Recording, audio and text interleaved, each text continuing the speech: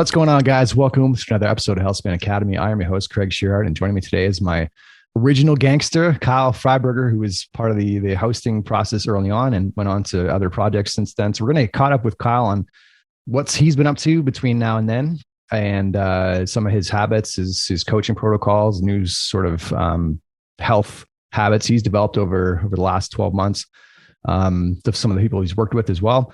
We're also going to run through some of the highlights of the last 12 months. So we'll talk about some of the commonalities we saw and some of the experts we chatted with in terms of like mental health and physical health and longevity and everything in between.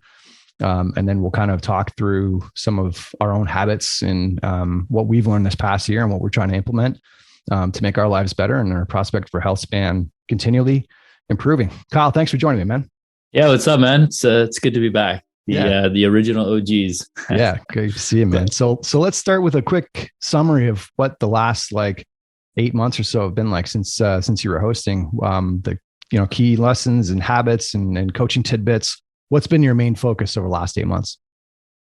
Well, man, first off, I appreciate that you still got this podcast running and growing, and I love to see that.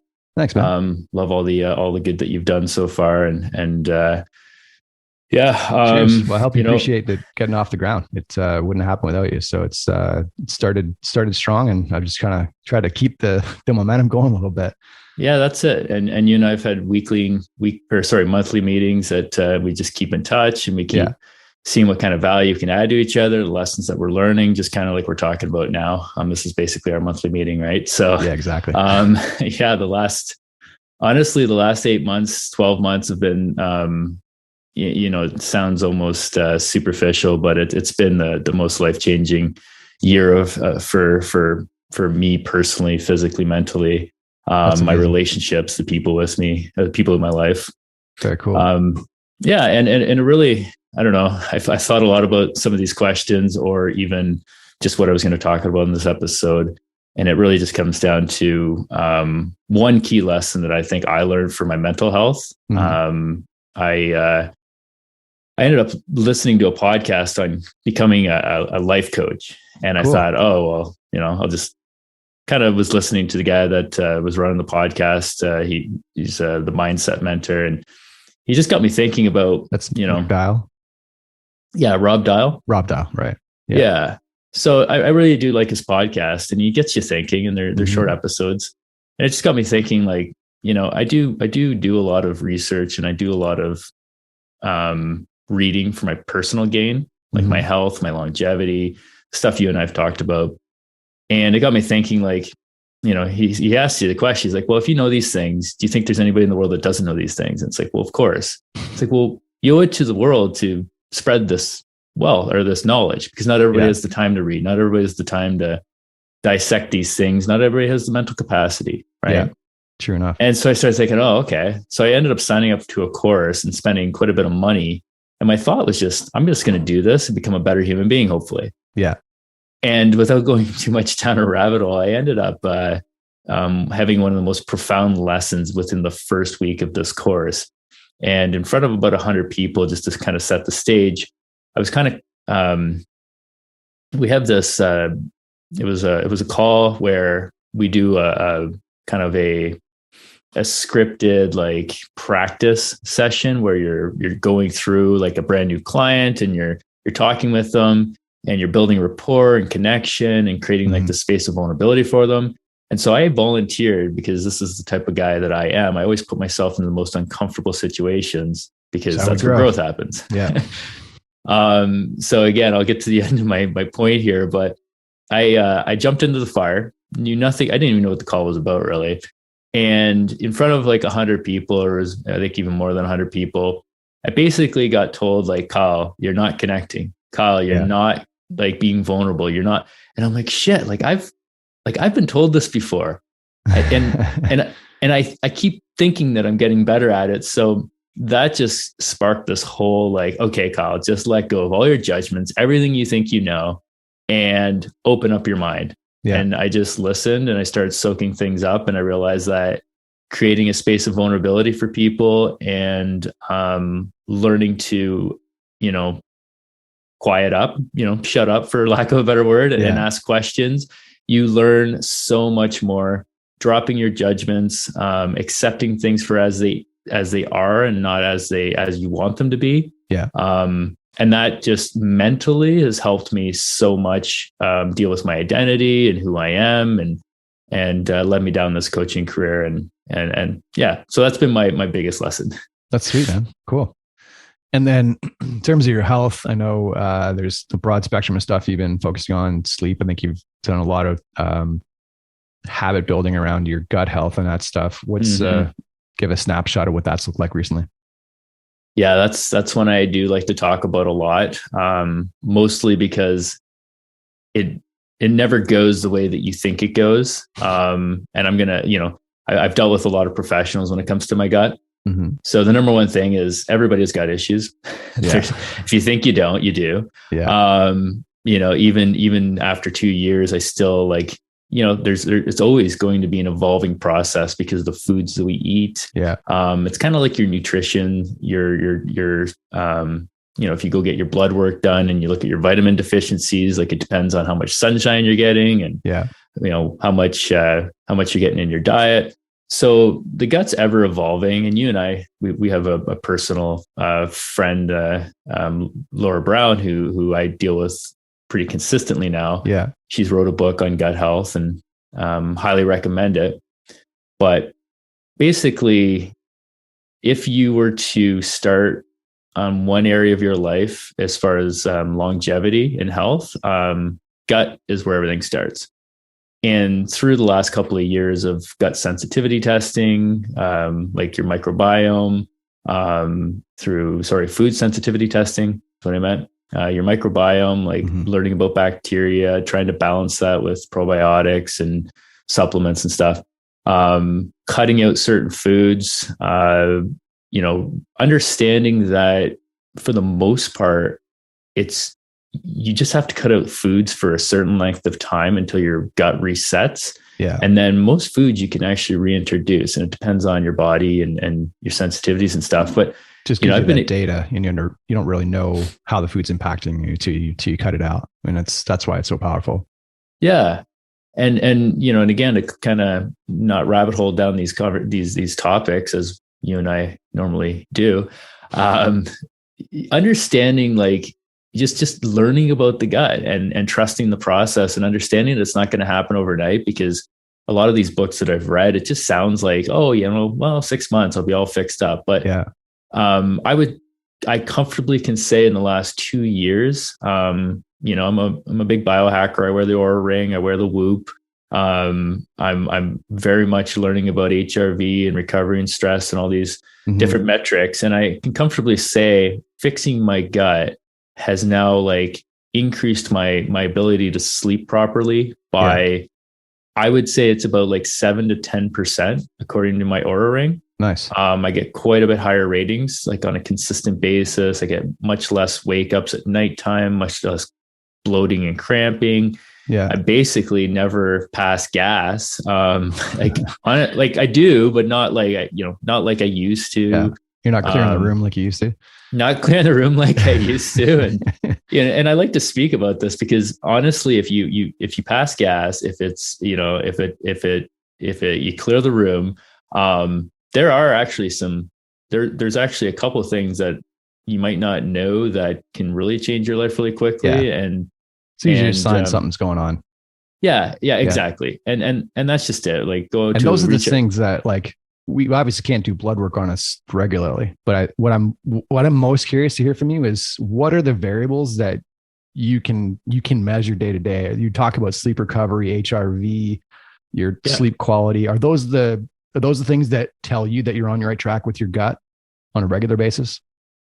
Yeah. And the gas, the cramping, the bloating. Enough. And then the one other thing that I don't know why it just took me, it did take me a while to really clue into this. Cause I know, Dr. Brown would always ask me where do you feel hot? Cause I'd always be oh, I'm really hot at nighttime. She's like, well, where? And I'm and I'd never remember, but then I started actually feeling my gut and stuff. And I would actually feel hot on one side of my gut. That's and wild. I would tell her, and she literally, because I could I actually realized that she was able to like help me, and she knew exactly what the problem was, or she had a really good idea. Yeah. So it's just, again, listening to your body. It's so powerful, but again, just to kind of finish out this part of the conversation, it's like most people, we have so many things that limit our ability to listen to our body, because if you feel like crap all the time, you're just going to think that's the norm. Yeah. But if you start to feel better, that's the new norm. And that's kind of what I've learned over time. Yeah, that's amazing. So I want to go through the first kind of quarter of the year, because you were around for our first, I think around 15 guests or so. So talk through, what were your favorite conversations and highlights for you kind of in the earlier interviews? Yeah. I think the idea that working together with all of these different professionals, and a lot of people that, we did interviews with, they're very motivated to work with other professionals. Yeah. And I think this holistic view, and when I say holistic, I mean like a bunch of different professionals working together. Mm-hmm. Teamwork makes the dream work. It's so true, and again, I thought about one of the things I was going to talk about, or might like to talk about in this episode, is just like one of my biggest lessons, which is the idea of community. Mm-hmm.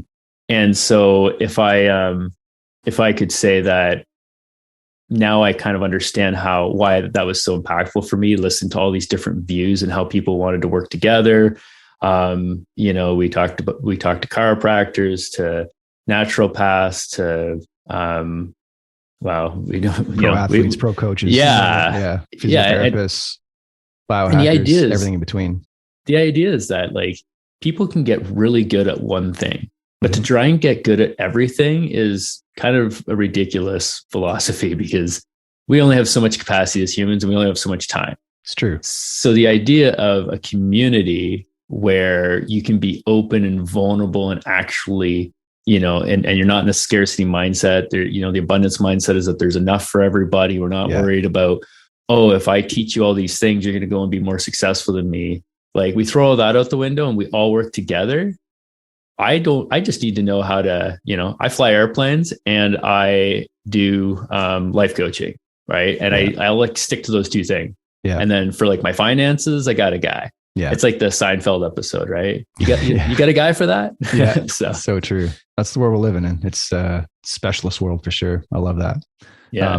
Cool. Yeah. So like you kind of alluded to a broad spectrum of topics, and I kind of want to paint the brush over some of those topics, because there were some commonalities, right? And we did interview some like world-class basic scientists and leaders and like entrepreneurs and, authors. And like, and honestly, the guest list blew my expectations out the door of what you're doing an incredible job, man. Yeah. This first year. So yeah, it's like two of my top 5 dream people were on the show, Vellner and K-Star, which was pretty cool. And it was a great conversation. So I want to talk about some of the commonalities that was across the board, because I think like taking one piece from one expert's one thing, but when you start to see common threads in what people are doing in their own kind of personal management and how they're helping their clients, that's kind of, I think, where it's going to be most beneficial to like a broad spectrum of people. Right. Yeah, man. So, and some of the commonalities that we saw, like just about everybody's doing some kind of piece of meditation. So I feel like the stigma attached to that was there for years, and like you kind of woo if you're doing meditation, that seems to be gone. I think that's still like, there's some people probably in that camp, but there's so much research backing it now. And the fact that just about every guest that we talked to this year is practicing some version of meditation or awareness or breath work. I think that's, if you really want to nail down your health and longevity, that has to be there in some capacity. And maybe it's not something you're doing for 20 minutes a day, every day, but on some kind of regular basis, just to tune into your emotional fitness, which actually I just chatted about with Carl Paoli on that episode, which was pretty eye-opening. I don't know how much you know about his stuff, but he's gone pretty deep into emotional fitness and how do we develop that and its importance. Because if your mental foundation isn't there, nothing else is going to be at full capacity. So I think that's a huge piece. And I think self-prioritization was another big thing. And as people, we tend to like fall into that trap of I need to help everyone else first, and your own kind of priorities tend to get pushed to the side. As a coach or as a parent or like as someone that just is really empathetic and feels other people's pain, it can be a trap because you can't help everyone, especially when you're not helping yourself. So I think that was another common thread that I saw. And it was refreshing seeing like professional women take that stance who are moms, because I think that's like a demographic. As soon as you're a mom, it's like your kids are like first on this and everything. But if you're not at your best, your kids aren't getting the best they can either. So that was a cool thing. And then recovery and sleep and rehab. And we're learning so much more about NAD and biohacking and stuff like that. Those were kind of the takeaways for me across the board with our guests and stuff like that. What are the key changes you made in your own personal health in sort of the scope of longevity, stuff that you're kind of experimenting with still, or stuff that you've kind of like made rock solid? What have been the most impactful things beyond just the gut health habits?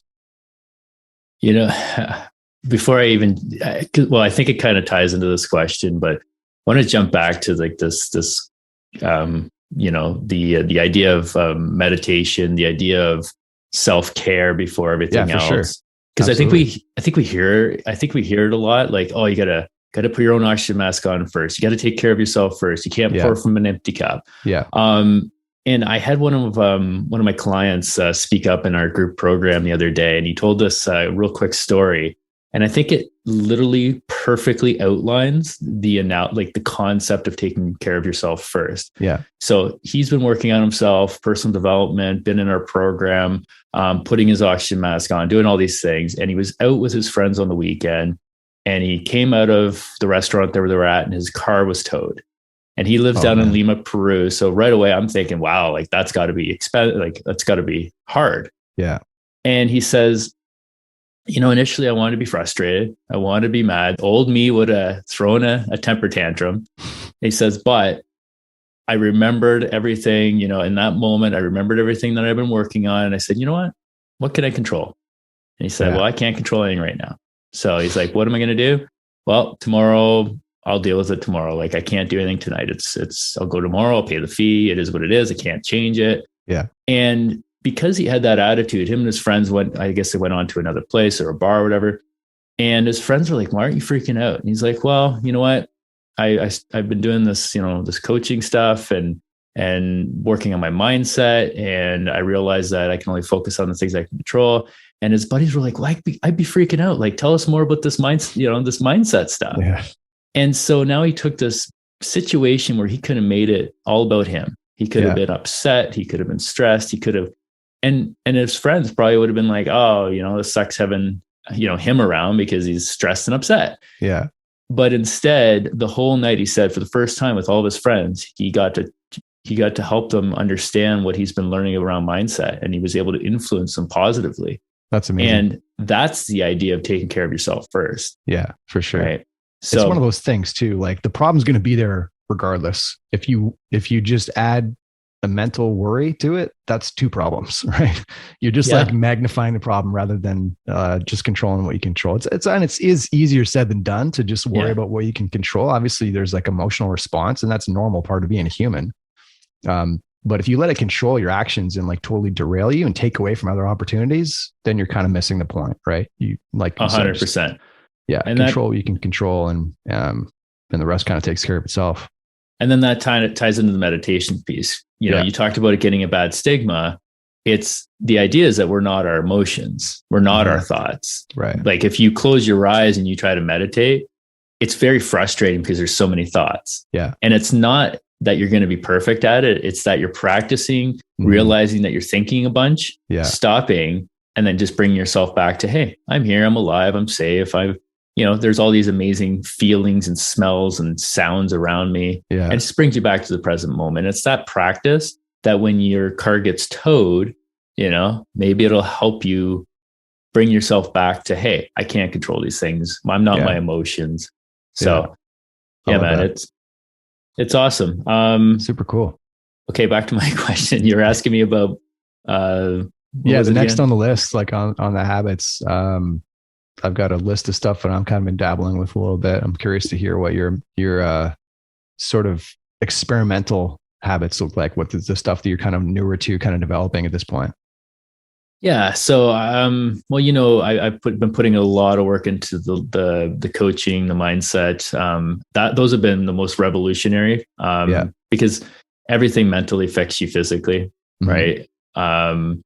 So, you know, the idea is if your thinking controls your decisions, and your thinking controls your feelings, and if you change your thinking, you can change, you know, your decisions and your feelings, and Mm-hmm. all of that will directly affect your body. Outside of that, I'm mostly dealing with kind of the same things. I do a lot more resistant workouts. I use the Katsu bands. I don't know if you've heard of those from Ben Greenfield. So I have those. You know, again, I fly airplanes as well for a living and sit. So those Katsu bands are pretty cool. They're basically, you know, they're not defined as blood flow restriction. They're defined as something else, but they basically, you know, it's a biohack that you're causing a stress on your muscle the same as you would lifting hundreds of pounds, Mm-hmm. but you're not lifting hundreds of pounds. So, you know, my whole mission in life's always been to, you know, golf when I'm 100, and I'm thinking, okay, mobility, flexibility, you know, joint health. So lots of traction, got the inversion table behind me. So it's kind of been just like I found a good groove, and I'm working more on my mindset than I would say on my health. But sweet. Yeah. I don't know if anything else comes to mind, but yeah, tell me about yours, man. Yeah, just to comment on that, I think it's awesome. Like the blood flow restriction, especially from like, I think it was kind of developed if we think like the elderly, right? If they're like less joint kind of stress, for them to be able to like build muscle without putting a huge load on the joints. So I think it's an amazing accessory piece. And I think as long as you're pairing that enough with like traditional strength bearing, because like the bones still need load to be healthy, right? Exactly.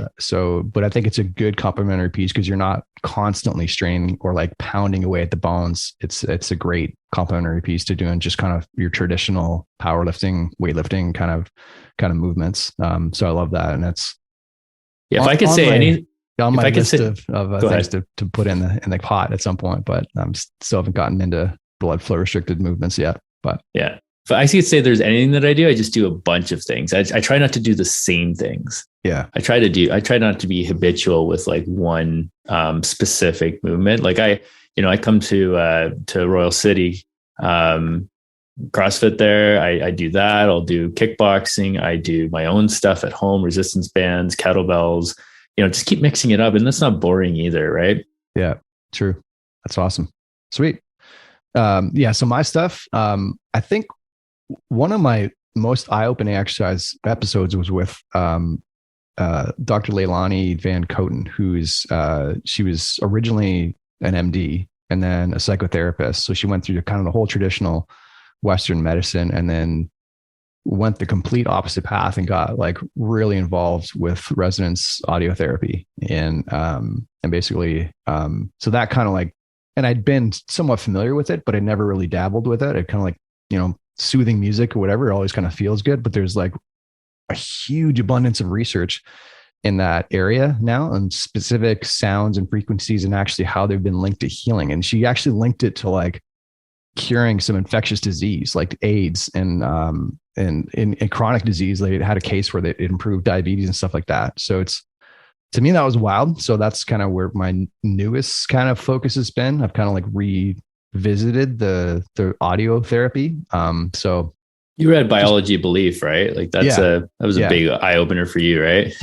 Yeah. So that, and even just my conversations with Monique Mueller, who's, she actually recommended the book and, she's big into, you know, the quantum physics level of energy kind of healing and stuff like that. And then, and I read a bunch of books on that too. Read The Big Picture by Sean Carroll, which is, rooted in quantum physics. And he tackles all of kind of the fundamental questions. Like, is there a God? What's the purpose of life? All these like philosophical things. And he describes them using science. And it's just like my mind was spinning the entire, so it's actually my favorite book that I've probably ever read that came after. And then Quantum Healing was another one, which was a cool read. It's just like, you know, what role does the mind actually have in your healing and how far can we take that? So that's kind of been a big piece. And I think like the audio resonance therapy is, I think it helps you get in that state. And one of the coolest things is you think like that parasympathetic state is the ultimate goal, but they found that this effect still works without that. So you can actually be in a sympathetic state. It works on animals, and like, which is just kind of, that blew my mind. Like, it's just there's this energy connection with the frequencies that are being pushed into the atmosphere and then a universe from like the audio. And it just like connects you with that. Like, it aligns your cells and your electrons and stuff in a way that actually gets you into like the rehabilitative state physiologically, which is just, it's crazy. And it's still like new research, and it sounds kind of woo-woo probably because I'm explaining it.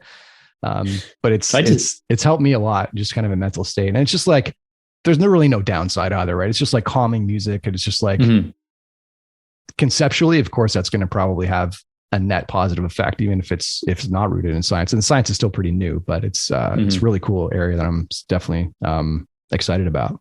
Yeah, I find it fascinating, and I've been grounding, and I have a grounding mattress, and I think Nice. I've been reading, listening to Ben Greenfield and Peter Attia and those guys on a lot of the research on that. But I just think of it as like everything's a vibration, it's a frequency, it's we know that sound has got a vibration to it, and that vibration, and everything vibrates, right? Like all of our cells, every atom in our body is vibrating at a frequency. I totally get what you're saying. And it's almost like you have to read, biology of belief to really actually start to believe some of this stuff. But it's there, even if we don't, And that is a cool read, I think, because it starts with traditional science. Like the first, I think, couple chapters were just like, here's a history of microbiology. And that was hard to get through because I wasn't very good at science. Yeah, fair enough. For me, it was that like caught my attention because like that's like, I did a few courses in that in undergrad. I was like, oh yeah, cool. This is like,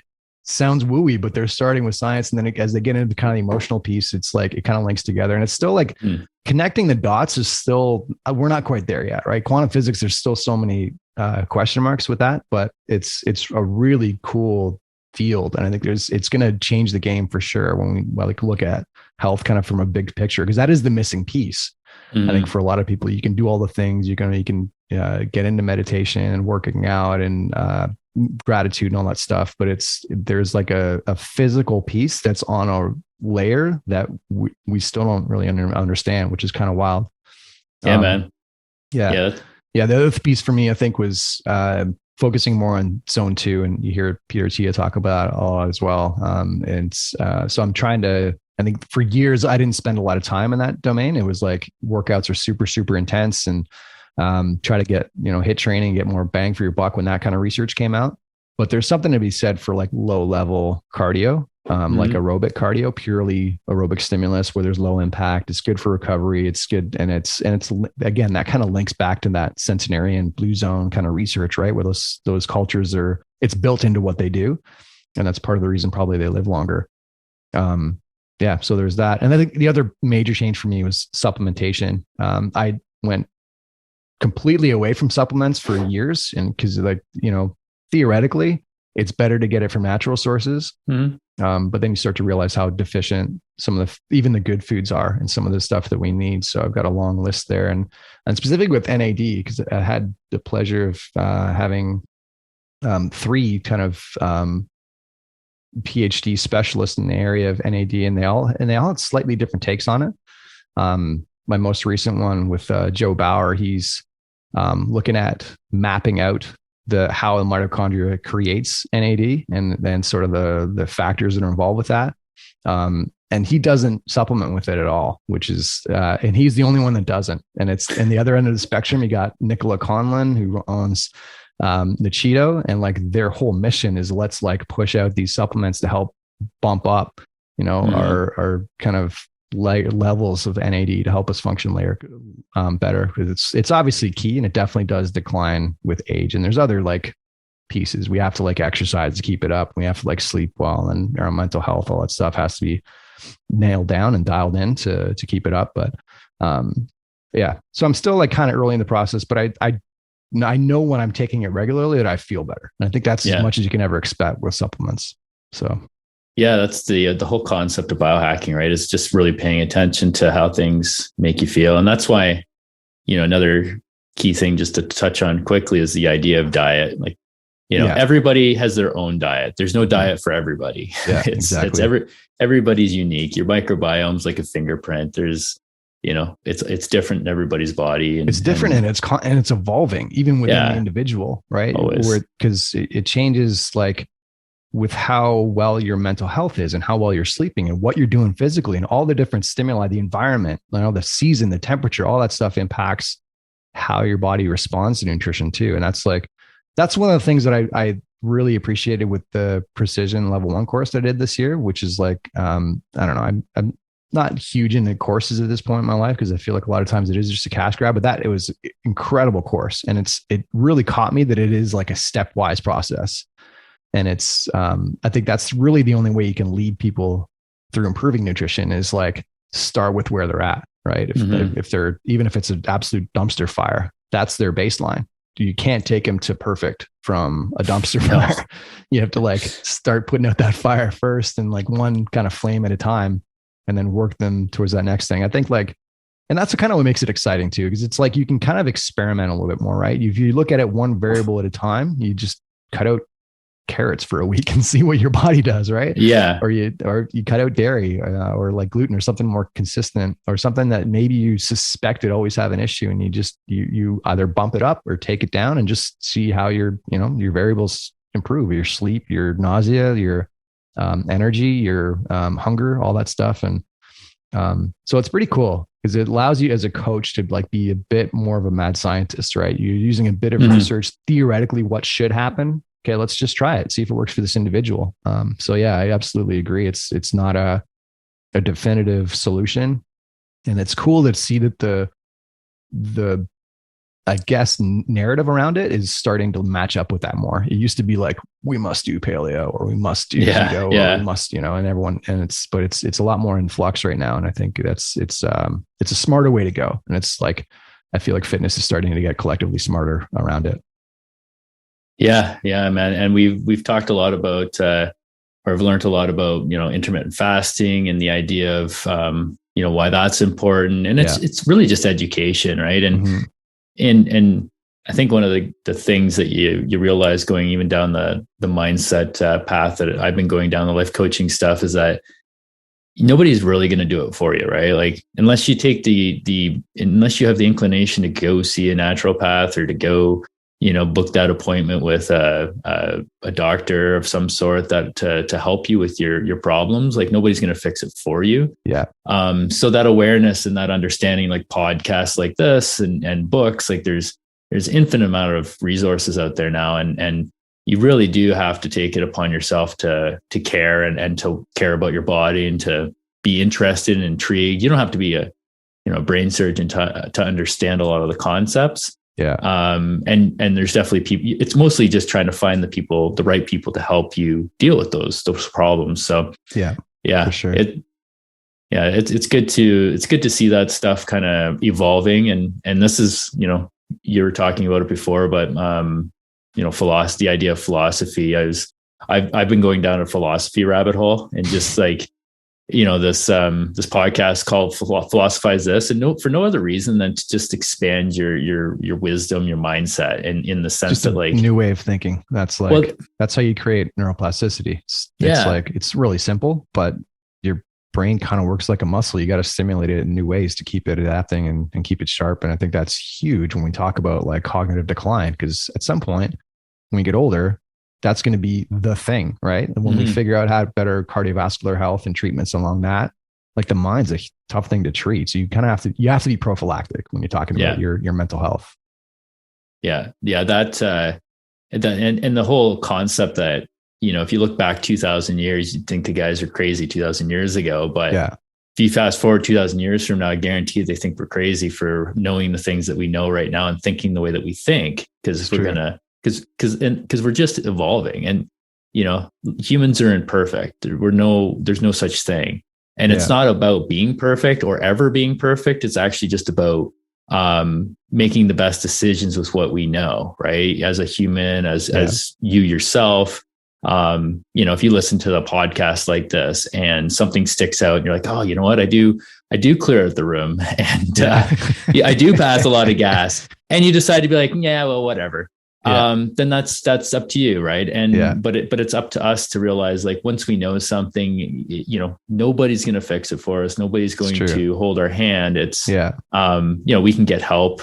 But it's up to us ultimately to want to evolve and understand that things aren't fixed. And, I think you nailed it. Like, there is no perfect, but you have to like understand what your definition of your perfect is. Right. And that's like something that's dynamic too, because that's not going to be the same forever. Your version of whatever perfect is when you're an 18-year-old meathead going to the gym trying to get bigger biceps is a little different than when you're in your 40s thinking about retirement and your kids and that kind of stuff. But having that vision, that foresight is what's going to keep you growing towards the next steps, which I think is really key. Yeah. And on that note, I know you've shifted into like a lot of mindset pieces, and you've read a lot of cool resources on that. Talk me through some of the memorable books you've read on that topic this year. Oh boy. Yeah. This is a rabbit hole. So stop me if I go off get too deep on it, but yeah. So, before I get into books, talking about like this perfect or this, a lot of people that I deal with, I coach a lot of CEOs, executives, and then just I coach a lot of vast variety of people, and the commonality is how we measure ourselves.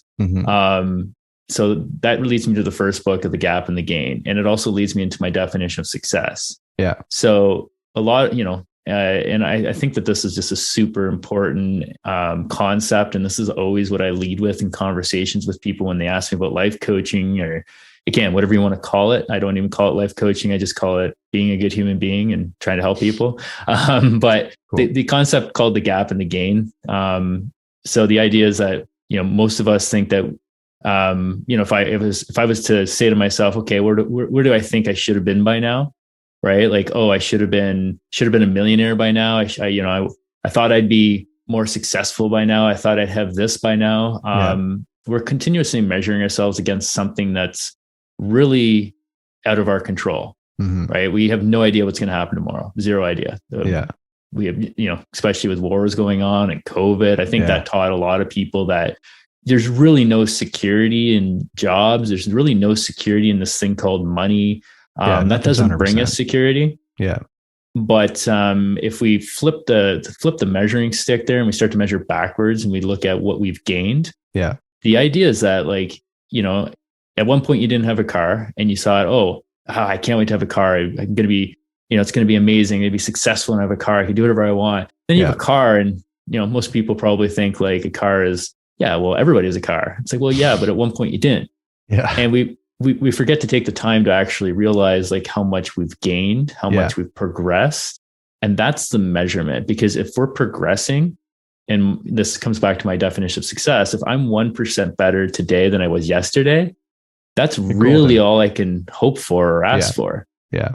Because the outcome is the outcome. It's not, I can influence it, but I can't control it. Yeah.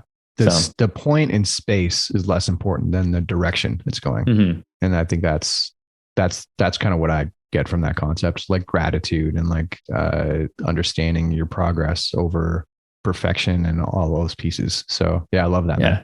Man. And then once you do that and you start to realize all the things that you've progressed and gained, now you have this optimistic, you have this attitude of, oh, I have done things. I have been successful. I can do this. And now you go attack your next problem. Yeah.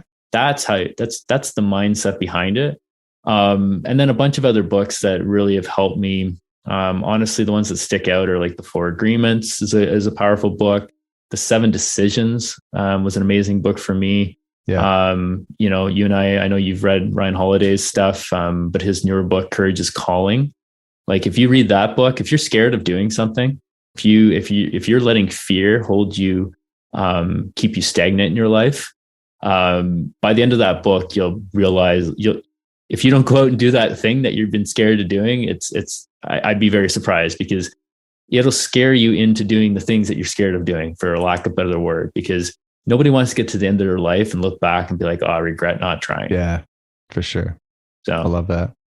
Awesome. And then, I didn't know you mentioned like Boundless is another piece, and that was a good broad scope of everything too, and kind of like the health longevity piece. And so I love that. And it's like, I don't think there's any book that I read where it's like 100% agreement, but it's like most of his research is pretty sound and pretty in alignment with most of what Ben puts out there too. Awesome, Kyle. Well, this has been a sweet chat. I really appreciate catching up, man. We'll have to do this again, maybe down the road and review year 2 and see where you're at.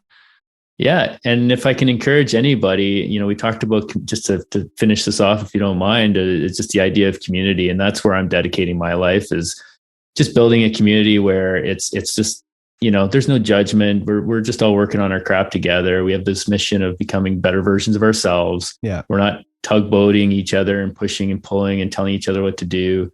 And we call that the Grow to Gold community. It's on Facebook, awesome. Instagram.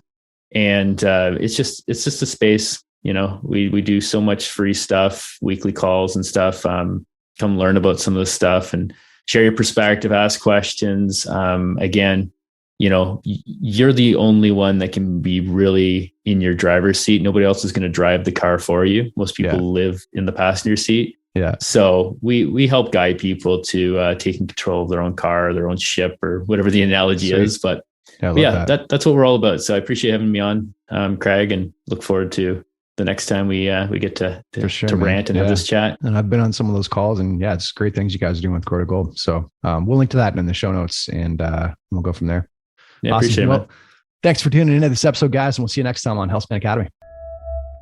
Hey, what's up, guys? Thanks for tuning in today. Hope you enjoyed the episode.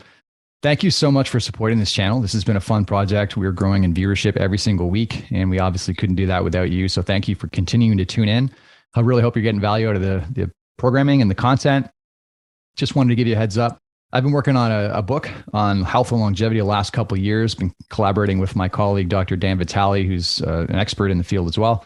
And we've basically just kind of summarized the literature, some of the techniques that we found really useful in the world of biohacking, what our exercise regimen looks like, what's, cardio type stuff is going to help us live longer and healthier, mobility work, nutrition. We've covered the whole spectrum, everything that you can basically be in control of in your health and fitness kind of moving forward to help you live as healthily as possible for as long as possible. And it's available free for download. So if you click on the YouTube banner, you'll see a link to download the blueprint. It's also on our Instagram profile or on the website. You can click on 5pillarmethod.com/optimize to get your free copy of the book. And I hope you enjoy it. Hope you're keeping well. Thanks again for tuning in, and we'll see you next time.